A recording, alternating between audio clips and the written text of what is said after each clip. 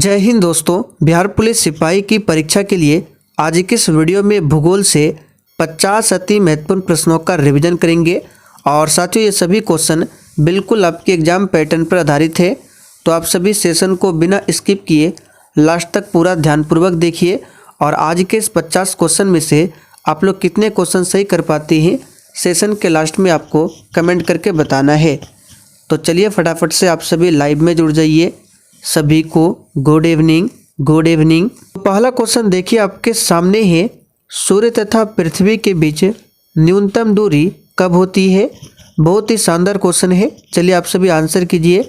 सूर्य तथा पृथ्वी के बीच न्यूनतम दूरी कब होती है। तो साथियों क्वेश्चन नंबर 1 के लिए आंसर हो जाएगा 3 जनवरी को। याद रखिएगा, सूर्य तथा पृथ्वी के बीच न्यूनतम दूरी कब होती है, 3 जनवरी को।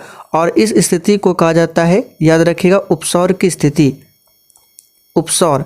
और जब सूर्य और पृथ्वी के बीच मैक्सिमम दूरी होता है ये होता है 4 जुलाई को। याद रखिएगा 4 जुलाई को।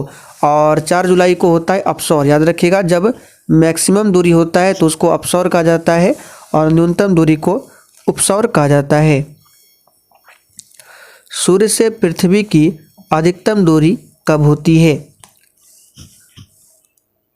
तो अभी हमने आपको बताया 4 जुलाई को और न्यूनतम दूरी 3 जनवरी को। पृथ्वी से सितारों की दूरी को किस इकाई में मापते हैं।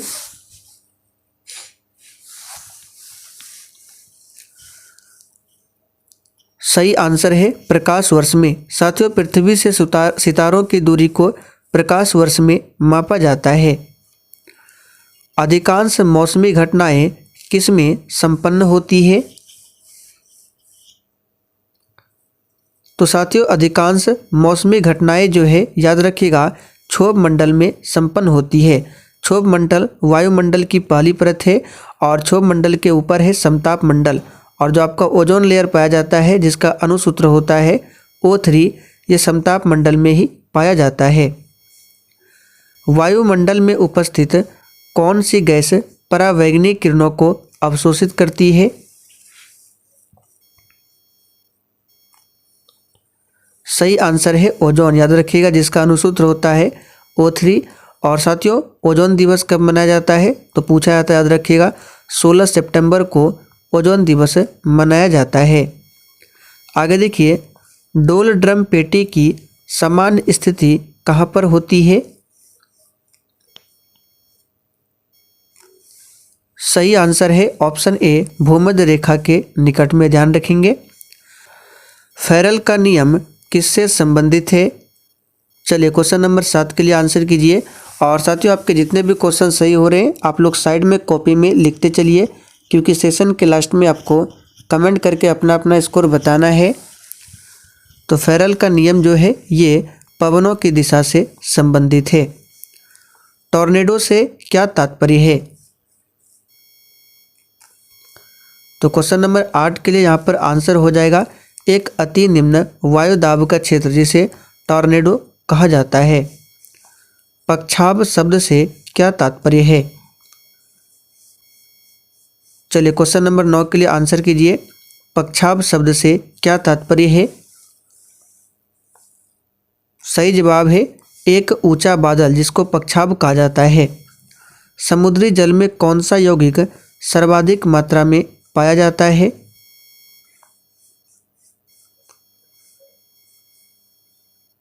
सही जवाब है सोडियम क्लोराइड, जिसको नमक कहा जाता है। समुद्री जल में ये सबसे अधिक मात्रा में पाया जाता है। गल्फ स्ट्रीम क्या है। देखिए बिल्कुल इसी टाइप के क्वेश्चन आपके एग्जाम में पूछे जाते हैं। और साथियों कल हमने बिहार पुलिस एग्जाम के लिए हिस्ट्री के 50 महत्वपूर्ण प्रश्नों का रिवीजन किया था। तो अगर आप लोगों ने उस वीडियो को नहीं देखा है तो चैनल के प्लेलिस्ट में जाइए, आपको प्लेलिस्ट का नाम मिल जाएगा बिहार पुलिस री एग्ज़ाम 2023। उसमें आपको सभी वीडियो मिल जाएगा, आप लोग जाकर देख सकते हैं। तो गल्फ स्ट्रीम का मतलब क्या होता है तो याद रखिएगा, अंध महासागर की एक गर्म धारा जिसे गल्फ स्ट्रीम के नाम से जाना जाता है। हिंद महासागर की गर्म धारा इनमें से कौन सी है। अब हिंद महासागर की बात करें तो जैसे ये भारत का मैप हो गया, तो नीचे है हिंद महासागर, इधर बंगाल की खाड़ी और इधर अरब सागर। तो हिंद महासागर की गर्म धारा का नाम क्या है? याद रखिएगा अगुलहास धारा, याद रखिएगा अगुलहास धारा, ये हिंद महासागर की गर्म धारा है। लाल सागर एक का उदाहरण है। तो यहाँ पर इसका सही जवाब हो जाएगा भ्रंश संरचना। लाल सागर एक भ्रंश संरचना का उदाहरण है। रूपांतरित चट्टानों की उत्पत्ति खाली स्थान चट्टानों से होती है। चलिए क्वेश्चन नंबर 14 के लिए आंसर कीजिए। और इस प्रैक्टिस सेट में आपको हर तरह के क्वेश्चन मिल जाएंगे, इजी क्वेश्चन भी मिलेगा, टफ भी मिलेगा। तो रूपांतरित चट्टानों की उत्पत्ति, यहाँ पर इसका आंसर हो जाएगा ऑप्शन सी, आग्नेय तथा तलछटी दोनों चट्टानों से होती है। कौन सी चट्टान जैविक चट्टान है?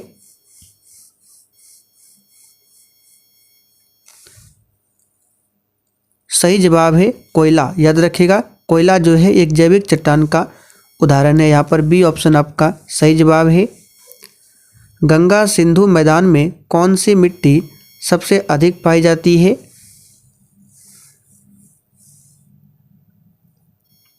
सही आंसर है जलोढ़ मिट्टी।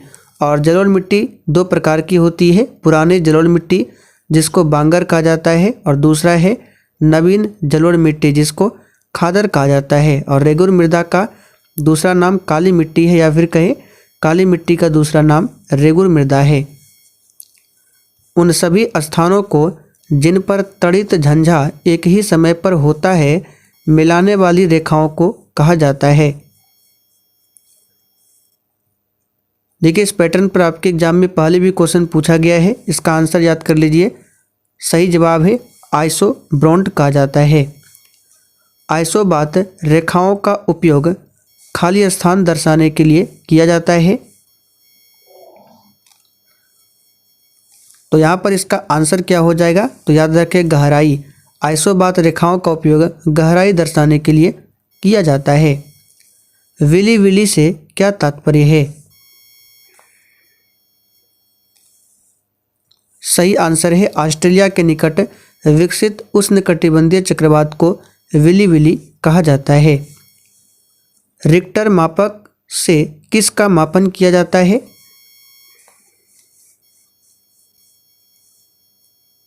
तो साथियों रिक्टर मापक से याद रखिएगा भूकंप का मापन किया जाता है। और भूकंप का अध्ययन क्या कहलाता है? सिस्मोलॉजी। और भूकंप की तीव्रता को जो मापने वाला यंत्र होता है वो होता है सिस्मोग्राफ। अधिकतर भारतीयों का संबंध किस समूह से है? ये क्वेश्चन आपके एग्जाम के लिए वेरी इंपॉर्टेंट रहेगा, स्टार मार्क कर लीजिए। तो क्वेश्चन नंबर 21 के लिए आंसर हो जाएगा कॉकेसाइड। याद रखिएगा अधिकतर भारतीयों का संबंध कॉकेसाइड समूह से है। अमेरिका के निवासी रेड इंडियन लोगों को किस नाम से जाना जाता है? इस पर भी स्टार मार्क कर लीजिए, इंपॉर्टेंट क्वेश्चन है।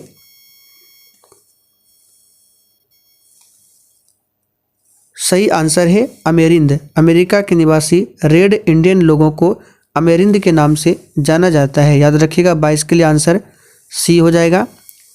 चावल किस क्षेत्र की सबसे महत्वपूर्ण फसल है?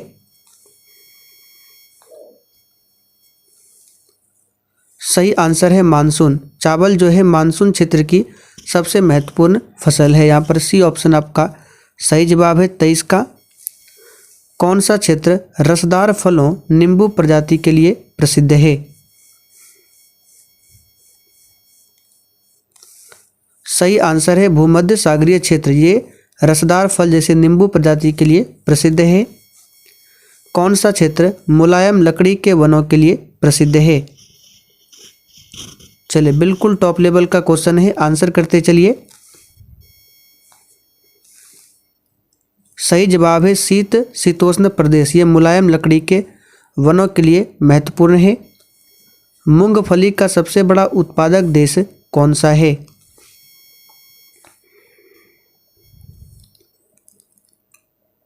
सही जवाब है चीन। मूंगफली का सबसे बड़ा उत्पादक देश है। तंबाकू का सबसे बड़ा उत्पादक कौन है? इसका भी आंसर है चीन। लंबी रेशों वाली कपास का सर्वाधिक उत्पादन कहाँ पर होता है? सही आंसर है अमेरिका में। भारत संसार में खाली स्थान का सबसे बड़ा उत्पादक है।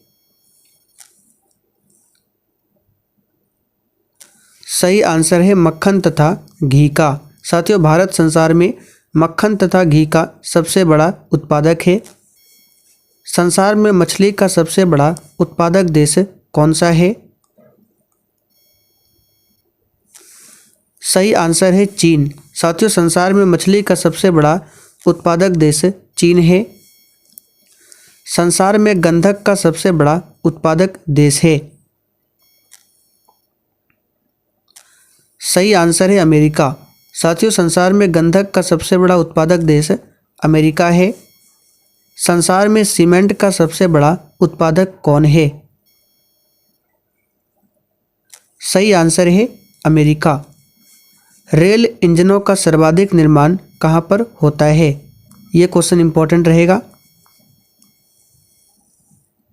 सही आंसर है अमेरिका में। किस देश को संसार का चीनी का कटोरा कहा जाता है? सही आंसर है ऑप्शन बी, क्यूबा। साथियों, क्यूबा को चीनी का कटोरा भी कहा जाता है। प्रसिद्ध करीबा बांध किस नदी पर है?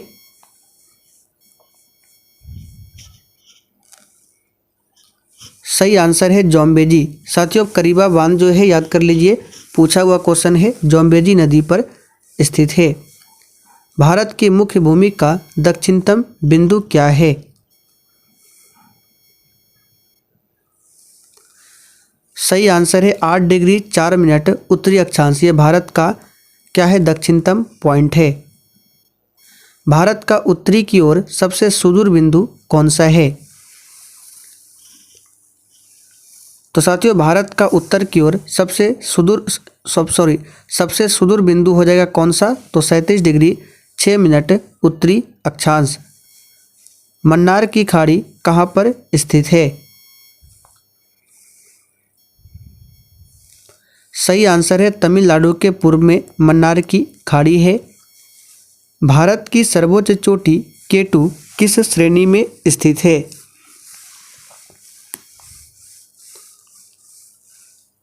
सही आंसर है काराकोरम श्रेणी में। साथियों, भारत की सर्वोच्च चोटी K2 जो है काराकोरम श्रेणी में स्थित है। अरब सागर में स्थित भारतीय द्वीपों के किस भाग को मिनिकॉय द्वीप समूह कहा जाता है?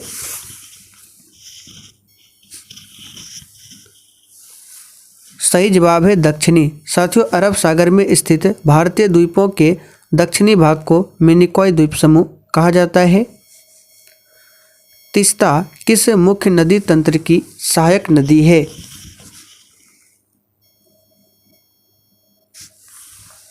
सही आंसर है ब्रह्मपुत्रा की। साथियों, तीस्ता जो है ब्रह्मपुत्रा नदी तंत्र का सहायक नदी है। ध्यान रखेंगे, गंगा की सबसे बड़ी सहायक नदी का नाम पूछा जाता है जो कि यमुना है। गोदावरी नदी दक्षिण भारत की सबसे लंबी नदी है। सतपुड़ा तथा विंध्याचल के मध्य कौन सी नदी बहती है?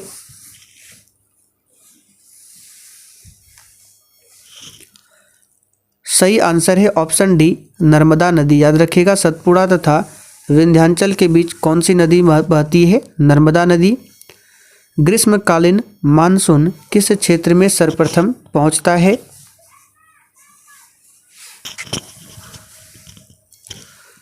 सही जवाब है पश्चिमी घाट पर।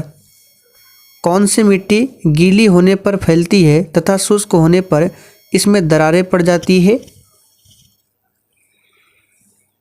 सिंपल सा क्वेश्चन है, काली मिट्टी। और काली मिट्टी में सबसे अधिक कपास की खेती की जाती है। कौन सी मिट्टी की अधिक जलधारण क्षमता के कारण सिंचाई की आवश्यकता कम होती है?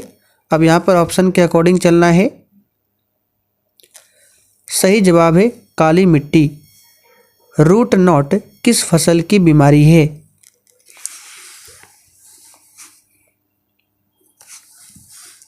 सही आंसर है टमाटर। साथियों, रूट नॉट जो है टमाटर फसल की बीमारी है। याद रखिएगा, एक पूछा जाता है ब्लैक हार्ट रोग, यह किससे संबंधित है? आप लोग कमेंट करके बताइए। गन्ने की फसल किस बीमारी से अधिक ग्रस्त होती है?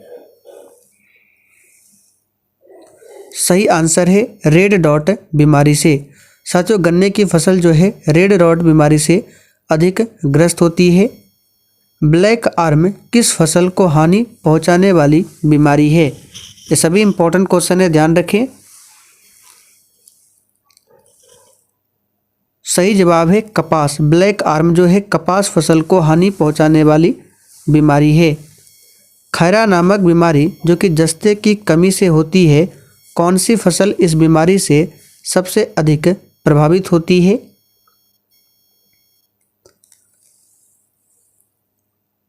सही आंसर है चावल। साथियों, खैरा नामक जो रोग है ये धान में होता है और ये जस्ता की कमी से होने वाला रोग है।